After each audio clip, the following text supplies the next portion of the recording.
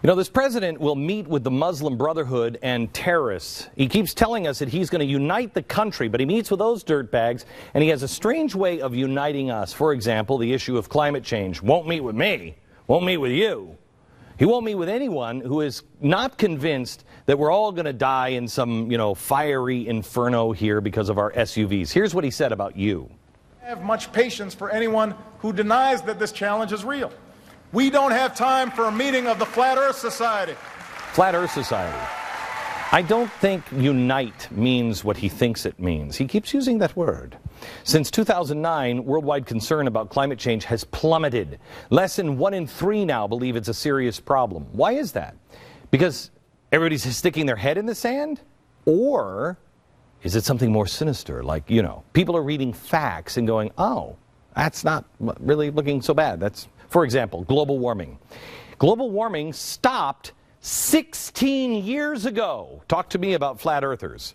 It's kind of a hindrance to the global warming alarmist message. Dr. John Christie's presentation of the facts last month at a conference on global warming isn't all that helpful either. I'm going to show you a few of the charts. Al Gore and others, including Senator Sheldon Whitehouse, blamed the tornadoes in Moore, Oklahoma, right? Horrible. That's climate change. They argue that not addressing the issue has led to more and more violent tornadoes. But let me go to the actual facts, as Alveda King said we should do.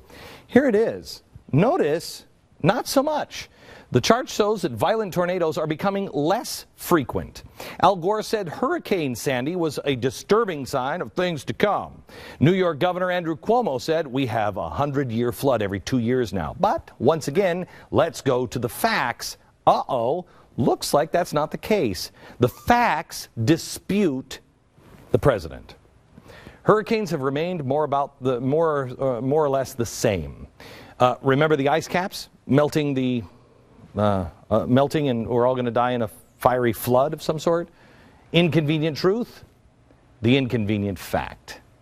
Snow cover in the northern hemisphere is not diminishing. Every storm, we're told, the frequency is increasing. We have to act right now! The U.S. climate isn't getting wetter. It's not getting drier. In fact, it's just about exactly the same. You'd think with all the record warming that we haven't had in 16 years, we'd have high record temps, right? But there is no unusual frequency of record highs.